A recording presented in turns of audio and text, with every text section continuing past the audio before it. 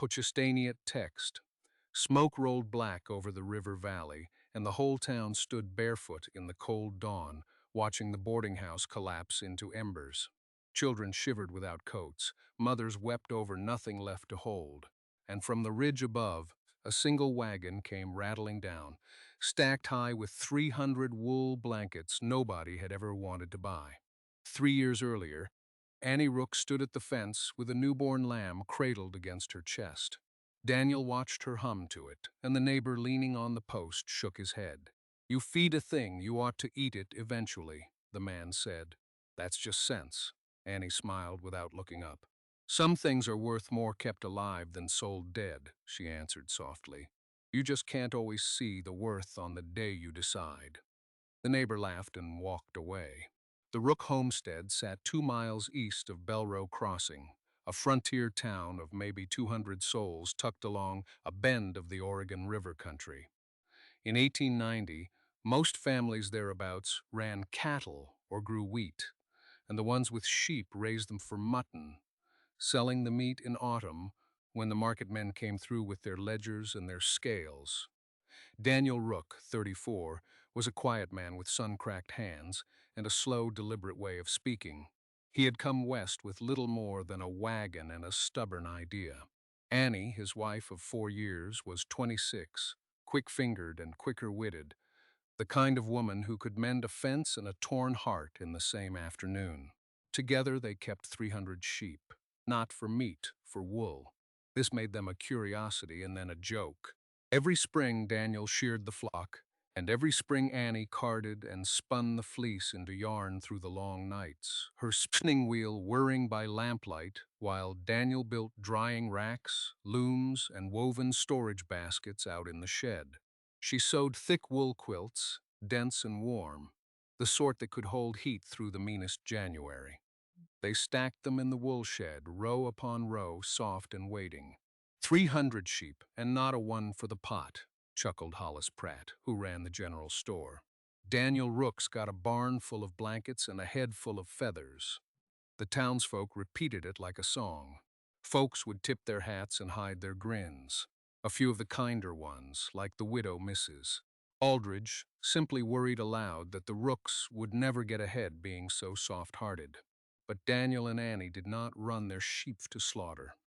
They named the gentle ones. They nursed the sick lambs by the stove. They believed, without much evidence the town would accept, that a flock cared for kindly gave back something cattle never could. Wool that came year after year. Warmth that did not require an ending. Money was tight. The blankets sold slowly, a few here and there to travelers passing through. The market men offered good coin for the live animals, and Daniel always refused. "We'll be all right," he'd tell Annie when the ledger looked thin. She'd nod and thread another needle.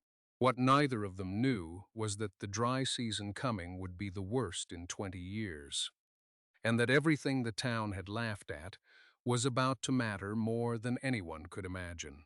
It began in late August when the rains failed and the grass turned to brittle gold. The river dropped low. The air smelled of dust and heat, and the older folks muttered that they hadn't seen a summer so dry since before the railroad came. One evening, Annie stood at the shed door, looking at her stacks of finished quilts. 300 and counting. More than they could ever sell. "Maybe Hollis is right," she said quietly. "Maybe I've wasted 3 winters of work." Daniel came and stood beside her. He looked at the rows of folded wool, each one stitched by her steady hands, and he shook his head. "You made these to keep people warm," he said. "That's not waste. The day just hasn't come yet." A hot wind picked up outside, rattling the dry timber of the shed. Neither of them knew how soon that day would arrive. The question that troubled the Rooks through those parched weeks was a simple one, and a heavy one. Should they give up? The market men came through Bellow Crossing in early September, same as every year, and this time they made Daniel an offer that made him sit down at the kitchen table and go very still. 300 sheep, sold live, would bring enough money to clear every debt they had and carry them comfortably through 2 winters. All he had to do was let the animals go. Annie set a cup of coffee in front of him. You're thinking about it. I'd be a fool not to think about it. She sat across from him. Outside, the wind hissed through the dry grass. And what do we do next spring with no flock to shear? Buy lambs again at twice the price? Start over from nothing? We'd have money, Daniel said. Real money. Not a shed full of blankets that won't sell. It was the closest they had ever come to quarreling. Annie looked at her hands, rough from years of carding wool, and thought of every lamb she'd nursed through cold nights, every fleece she'd turned to yarn. Hollis stopped me in the store today, she admitted, asked when we were going to start farming like sensible people. Mrs. Pratt laughed behind her hand. I pretended I didn't hear. She paused. I'm tired of being the joke of this town, Daniel. Daniel reached across and covered her hand with his. So am I, he said honestly. But tired isn't the same as wrong. They sat in silence. The lamp guttered. If we sell, Daniel finally said, we'd be doing it because we're afraid of what folks think, not because it's right. And I never wanted to build a life out of being afraid. Annie's eyes filled, but she nodded. I keep dreaming the blankets matter, she whispered. I can't explain it. I just feel like they're for something. Like all this work isn't an accident. Daniel went to the window. He looked out at the flock, gray shapes settling in the failing light, and beyond them the town, where their chimneys smoked it against a sky too dry for comfort. One more season, he said. We keep the flock, we keep the blankets. If come spring we're still the fools of Bellow Crossing, then we'll talk to the market men. But not yet. Annie crossed the room and stood beside him. The decision settled over them both, frightening and certain. Neither of them slept well that night. The wind never stopped. And far to the south, where a careless camp had been left smoldering, something had already begun to stir. The next morning, Daniel walked out before dawn and found Annie already in the wool shed, the lamp lit, her needle moving. I thought we agreed to wait, he said. We did. She didn't stop sewing. But if we're keeping the flock, then I'm not stopping either. I'm going to make every blanket this wool will give us. All of them. As many as these hands can stitch. Daniel looked at her, the set of her jaw, the lamplight in her hair, and something in him steadied. He took up his tools and went to build another drying rack. From that hour, they stopped apologizing for who they were. They worked harder than ever. Two people committed fully to a path the whole town thought was foolish. They had chosen, and there was no turning back now. It was the widow Aldridge who first crossed the line from pity to friendship. She arrived one afternoon with a basket of pears, ostensibly to trade. My late husband kept sheep back in Ohio, she said, watching Annie spin. Folks mocked him too. She ran a weathered hand over a finished quilt. This is fine work, child. Finer than this town deserves. Annie's throat tightened. It was the first kind word she'd heard about her craft in years. Come spring, Mrs., Aldridge said. I'll help you sew. These old fingers still remember, she smiled. Let them laugh. We'll keep each other company. From then on, Annie was not entirely alone. The dry season deepened, and so did the rook's resolve. What followed were the strangest, busiest weeks of their lives, a stretch of days where the very thing the town laughed at became the center of everything they did. Annie established a rhythm. She rose before the sun, lit the lamp in the wool shed, and spun until her shoulders ached. Aldridge came 3 days a week, and the two women sat opposite each other, with their needles flashing, talking and laughing, in a way Annie had nearly forgotten she could. The widow taught her a faster stitch, a tighter weave that made the quilts even warmer. You hold the wool like it's alive, Mrs. Aldridge observed one afternoon. Most folks fight it. You let it be what it wants. Annie laughed. Daniel says I talk to the sheep more than I talk to him. Does it work? The sheep listen better. Out in the pasture, Daniel was equally absorbed. He had decided, since they were committed, to do the thing properly. He built 3 new drying racks, tall and sturdy, where freshly washed fleece could hang in the sun. He repaired the old loom and built a second smaller one for finer work. He wove storage baskets from river reeds, dozens of them, to keep the finished blankets clean and dry and stacked in neat rows. The flock, for its part, seemed to sense the care lavished upon it. Daniel knew each sheep, the bold ram he called Captain, the 3 ewes who always crowded the gate, the gentle old mother who followed him like a dog. He moved them to the shaded draws where what little grass remained stayed greenest. He hauled water from the dropping river morning and evening, his back aching, never once regretting the labor. Word of their stubbornness spread, and curious townsfolk began finding reasons to wander past the Rook place. The Pratt boys came to gawk and stayed to help carry water, won over by Daniel's easy way and Annie's fresh bread. Hollis himself rode out one Sunday, ostensibly to check on a fence line that didn't concern him at all. He found Daniel knee-deep in fleece, sorting wool by grade. "Still at it, then," Hollis said from his saddle. "Still at it." Hollis looked at the drying racks, the baskets, the shed, visible through its open doors, stacked floor to rafter with folded quilts. Something in his expression shifted. Not quite respect, but the beginning of curiosity. "That's a powerful lot of blankets, Rook. Annie's been busy. Who's going to buy 300 blankets in a town this size?" Daniel straightened, wiping his hands. "Don't rightly know, maybe nobody. But she makes them anyhow, and they're good, and that's enough for now." Hollis chewed on that. He glanced at the sheep dotting the hillside, fat and content despite the drought. "Your animals look better fed than half the cattle in the county," he admitted grudgingly. "How are you keeping them so fine in a dry year like this?"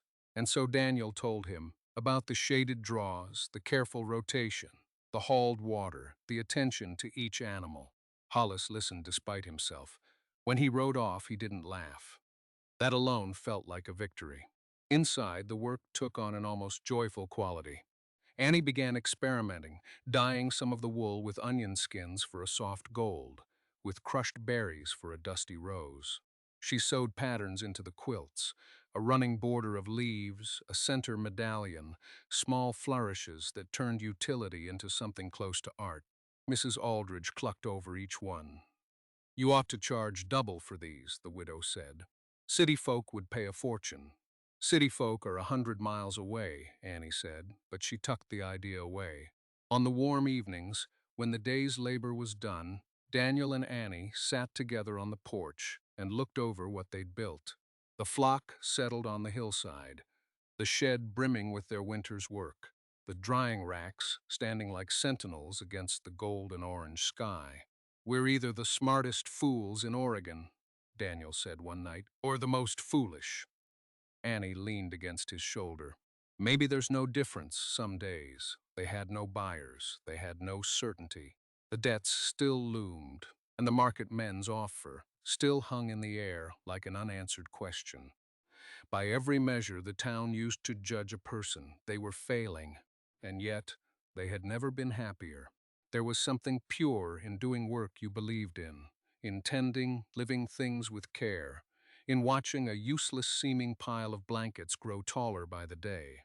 The drought pressed on, the wind blew hot and constant, and the rooks worked on, content in their strange devotion. They didn't know it.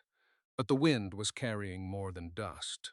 September turned to a brittle, breathless October. The drought tightened its grip until the whole valley felt like kindling waiting for a match. The river ran so low Daniel could walk across it in places. The grass crunched underfoot. Even the air seemed thirsty. But the Rook household, against all sense, was flourishing in spirit, if not in fortune. The wool shed had become a kind of small workshop, humming with purpose. Mrs. Aldridge now came nearly every day, and sometimes she brought her grandniece, a shy girl of 12 named Pearl, who took to spinning with surprising aptitude. "3 of us now," Annie said, surveying her little crew with mock seriousness. "We're practically a factory." The blankets multiplied. They reached 300, then 320, then more. Annie ran out of room on the shelves, so Daniel built more shelves. She filled the storage baskets and stacked them along the walls. The shed grew warm and close with the smell of clean wool, lanolin, and lamp oil, a smell Annie came to love above almost any other.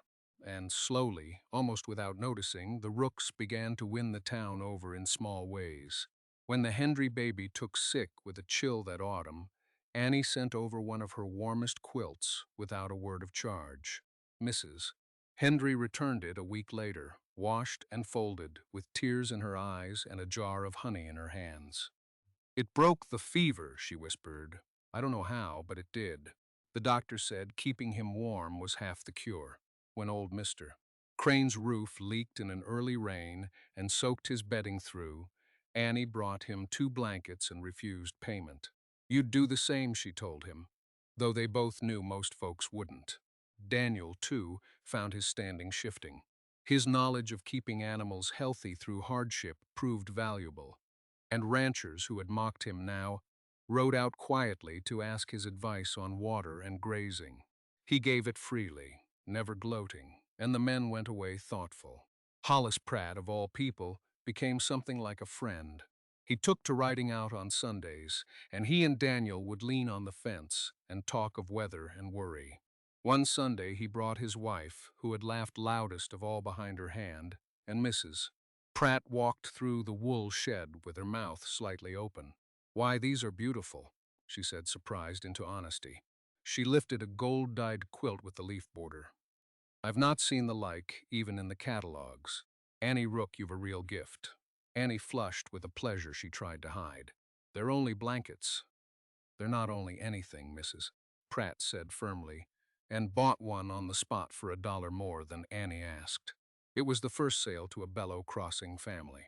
Annie kept the coins in a little tin and looked at them sometimes when the doubt crept back. Still, the larger question remained unanswered. A few sales and kind words did not clear their debts. The market men's offer had expired, but Daniel knew they'd be back in spring, and he knew the temptation would return with them. The shed was full to bursting with blankets that, taken all together, represented years of labor and only a handful of buyers. On a clear, windy night near the end of October, Daniel and Annie lay awake listening to the gusts batter the house. "Do you ever wonder," Annie said into the dark, "what it's all for? 300 blankets. We can't eat them. We can barely sell them. Sometimes I look at them all stacked up and I feel, I don't know, like I'm waiting for something I can't name." Daniel was quiet a long moment. "My grandmother used to say that some work is like planting a tree you'll never sit under," he said. "You do it because it's good, and you trust the good finds its use. And if it doesn't, then you've still done good work. That's not nothing." Annie turned the idea over. Outside, the wind rose to a howl, rattling the shutters, carrying the dry leaf smell of a dying season. Somewhere far off, a coyote called and fell silent. "I love you," she said, "even when you talk like a fortune cookie." Daniel laughed, low and warm. "Go to sleep." But sleep didn't come easy for either of them that night. The wind had a strange edge to it, a restless quality that put their teeth on edge. The flock was uneasy too. Daniel could hear them shifting and bleating in the dark. By morning, the wind had not died. If anything, it had strengthened, hot and dry from the south. And when Daniel stepped onto the porch to check the sky, he stopped cold. Far to the south, where the wind came from, a thin smudge of brown stained the horizon. Not cloud, not dust, smoke. Daniel stood frozen, then turned and called through the door, "Annie, come see this." She came out wiping her hands, and together they watched the smudge thicken and darken. It was miles off yet, but the wind was driving it steadily north, toward the river, toward Bellow Crossing.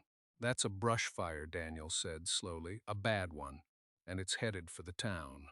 For a moment neither moved, then everything changed at once. "We have to warn them," Annie said. Daniel was already running for the horse.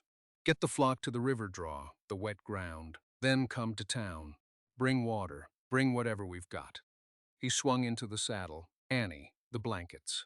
"We may need the blankets." Their eyes met. The thing Annie had been waiting for had arrived.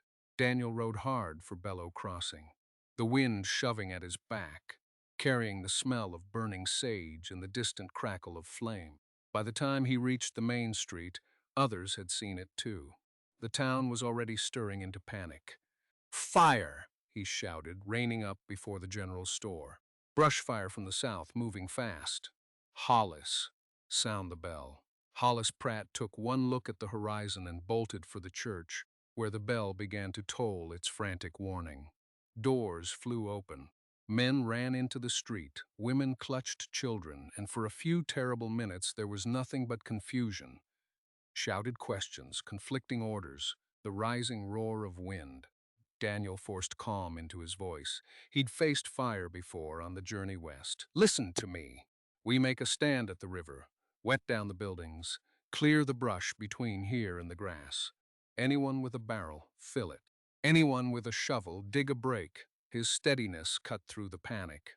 Men who'd laughed at him a month before now turned to him for direction, and he gave it. He organized a bucket line from the low river. He set the strongest men to beating back the grass with wet sacks. He sent the Pratt boys to clear the dry weeds from around the buildings. For a while, a precious, hopeful while, it seemed they might hold it.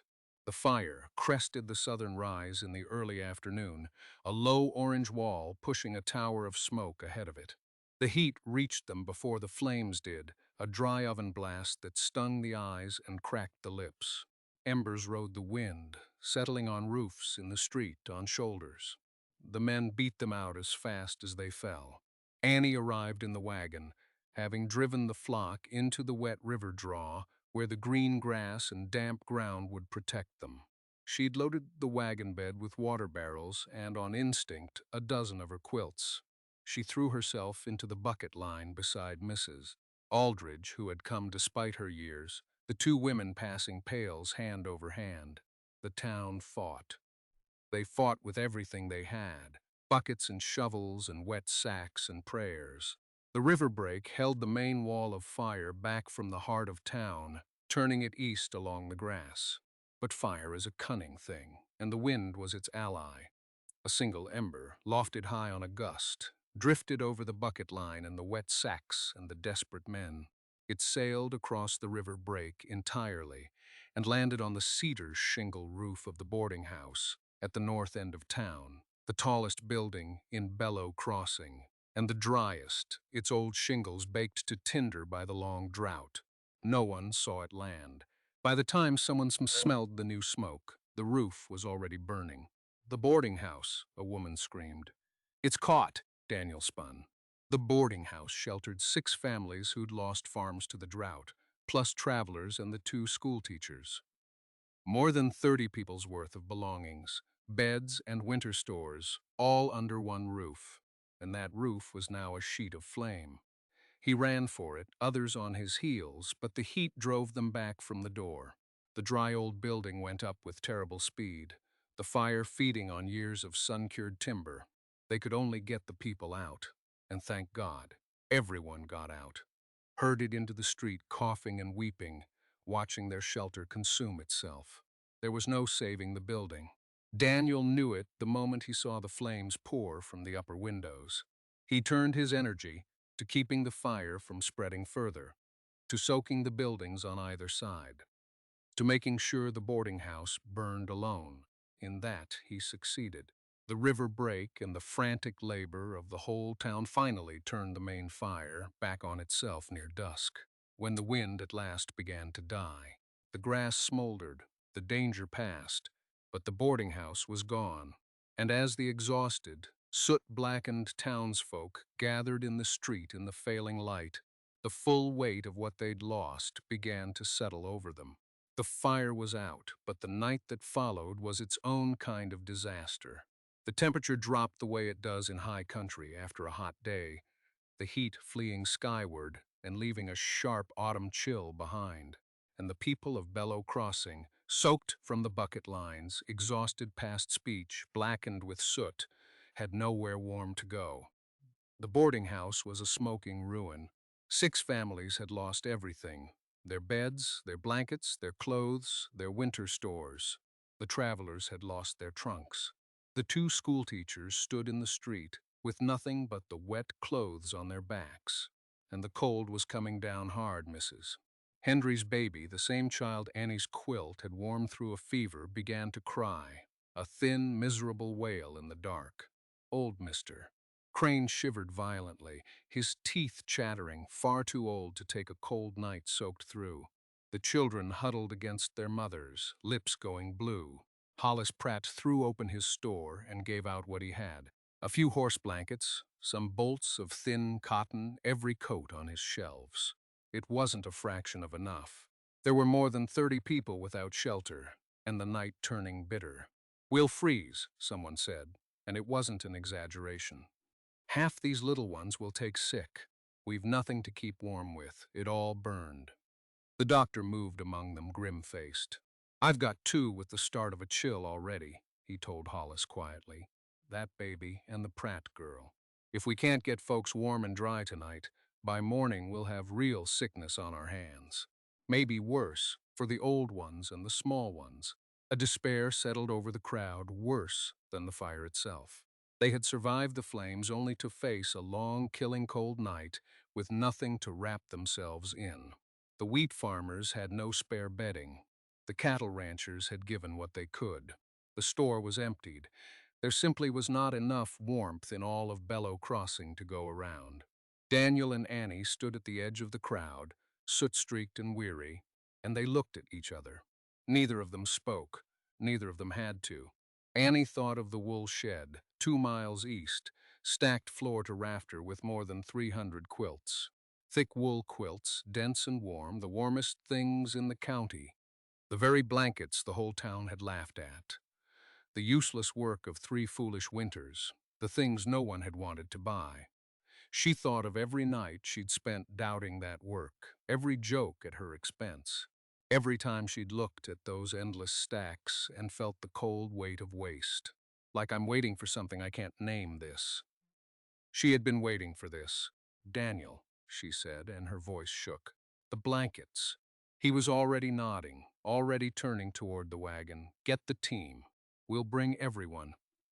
But here the closing in tightened one last cruel notch, because the way to the homestead led along the eastern road, and the eastern road ran beside the grass that had burned, where embers still glowed and smoldered in the dark, where a shifting wind could flare them back to life at any moment. And the river draw, where the 300 sheep sheltered, lay directly in the path a renewed fire would take. Daniel stood torn for one agonizing moment between two things he loved: the flock he'd tended like family, vulnerable in the draw, and the people of the town, freezing in the street. "The sheep are in the wet ground," Annie said, reading his face. "They're as safe as we can make them." "The people aren't safe at all." Daniel closed his eyes. Then he opened them, and the decision was made. "Then we ride for the blankets, both of us." Now, they climbed into the wagon together. Hollis grabbed the side rail. "I'm coming. You'll need hands to load." "And me," said one of the ranchers who'd laughed the loudest. "I'll bring my wagon too." In the dark, with the embers winking red along the roadside, and the cold pressing down and the cries of children behind them, 3 wagons rolled east toward a shed full of the most ridiculed work in the history of Bellow Crossings, racing the cold for the lives of the very people who had mocked it. They reached the homestead and Annie's heart stopped. The wind had shifted while they fought in town. A finger of the grass fire had crept east along a dry fence line, and it had reached the edge of the property. The wool shed with its 300 blankets, its drying racks, its baskets, the whole heart of their work, stood with flames licking at the dry grass not 30 feet from its wall. A spark, a single gust, and 3 years of labor, and the town's only hope of warmth would vanish in moments. "No," Annie breathed. "No, no, no." It was the lowest moment. Everything they had built, everything the town now desperately needed, stood on the very edge of being lost forever.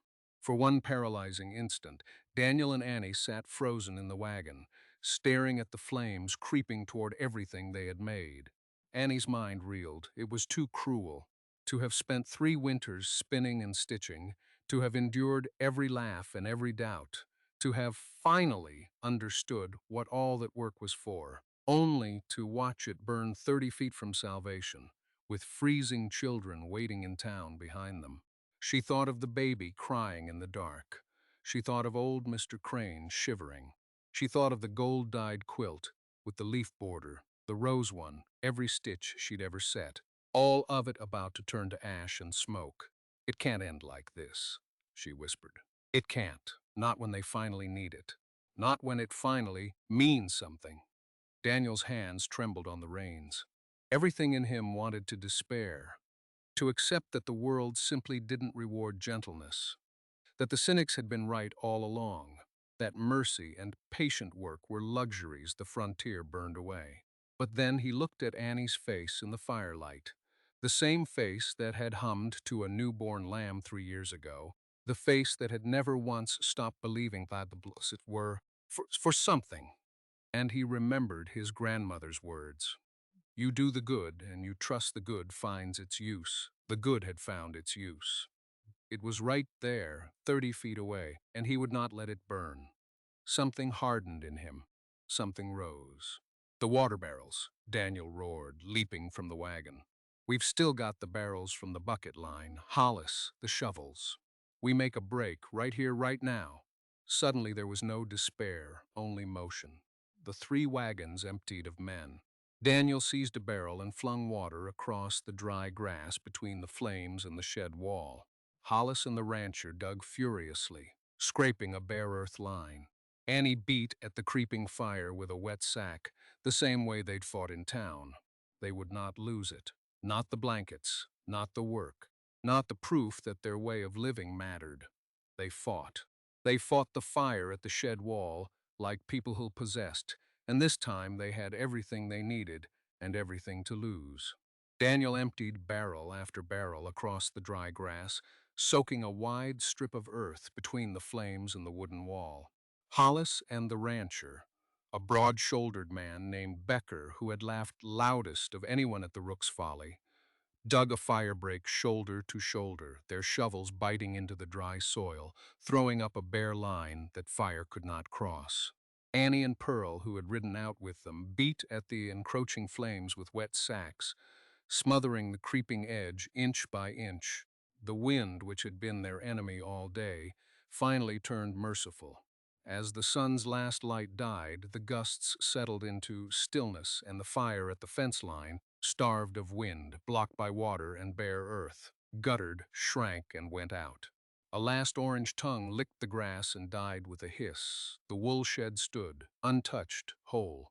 For a moment, the men simply stood in the smoking dark, chests heaving, hardly believing it. Then Becker straightened, looked at the shed full of blankets he'd ridiculed for a month, and let out a shaky laugh. "Well," he said, "let's load the fool things." And they did. They threw open the great doors of the wool shed, and the lantern light fell on row upon row of thick wool quilts, gold and rose and natural cream, leaf borders and center medallions, 300 and more of them, soft and dense and waiting. Becker stopped in the doorway and stared. "Lord above," he murmured, "I never knew there were this many." "There's enough," Annie said, her voice fierce with relief. "There's more than enough. Load them all." They worked in a chain, passing the blankets hand to hand out into the wagons, basket after basket, armful after armful. The shed that had been the joke of Bellow Crow Crossing emptied its treasure into the night, and the wagons filled until they could hold no more, the soft mountains of wool piled high above the rails.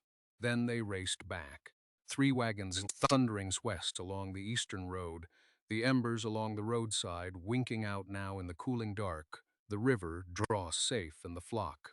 Daniel checked as they passed, huddled and whole on the wet ground, Captain the Ram lifting his head to watch them rumble by. They reached the town in full dark, and Annie would remember the next part for the rest of her life. The people of Bellow Crossing were gathered in the street and the church, more than 30 souls without shelter, shivering, the children crying, the old ones gray with cold.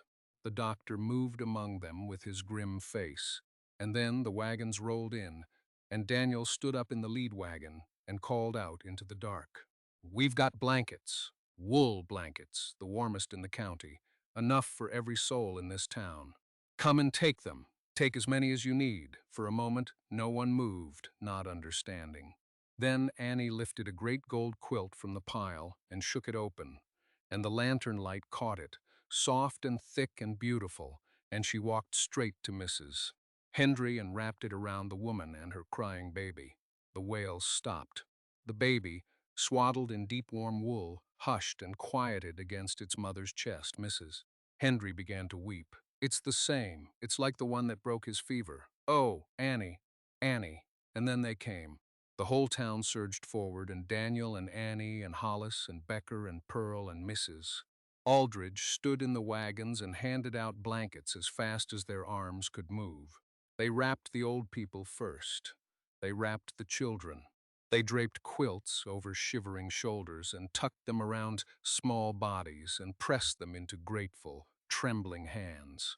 Old Mr. Crane took a cream-colored quilt around his shoulders and stopped shivering almost at once. He looked up at Daniel with wet eyes. "I called you a fool," he said hoarsely. "Right to your face last spring. I called you a fool." "You're not the only one," Daniel said gently, and handed him a second blanket. The school teachers wrapped themselves and wept with relief. The 6 families who'd lost everything in the boarding house were swaddled head to foot, the parents finally able to stop fearing for their children through the long, cold night. There were so many blankets that no one had to share who didn't want to, that everyone could have 2, that there were still stacks left over in the wagon beds.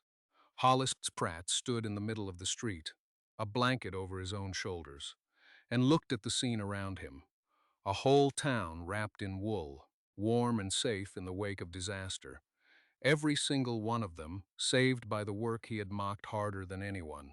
He found Annie in the crowd. He took off his hat. He had no clever words this time, no joke ready on his tongue. "Mrs. Rook," he said, and his voice broke. "I am ashamed, and I am grateful. Both at once, more than I can say." Annie, exhausted and soot-stained and crying herself, simply put her hand on his arm.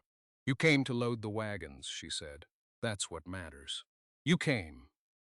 The night that should have been a tragedy became something else entirely. With the whole town warm, the danger of sickness passed. The doctor reported by midnight that both the baby and the Pratt girl had settled, their chills broken by deep, steady warmth. No one took ill, no one was lost.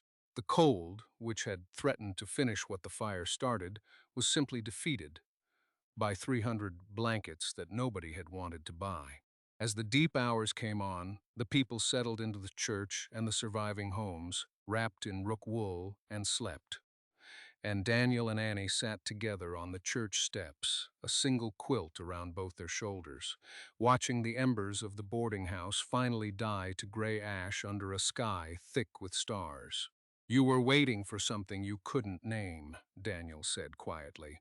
Annie leaned her head on his shoulder, too tired and too full to do anything but smile. "I can name it now," she said. It was tonight. By the next spring, the sign above the new shop on the main street of Bellow Crossing read, "Rook Wool Company," in fresh gold paint. Inside, Annie's quilts hung on every wall, and orders came in from 3 counties. Folks had heard the story of the fire and the blankets, and now everyone wanted rook wool. Mrs. Aldridge and Pearl worked the looms. Hollis sold the quilts in his store and never once called them useless again. Out east, the flock grazed on green spring grass, 300 strong and growing, every lamb named, not one of them ever bound for the market men. Daniel found Annie at the shop window, watching the busy street, and slipped his arm around her. "Worth keeping alive," he said. She smiled. "Everyone.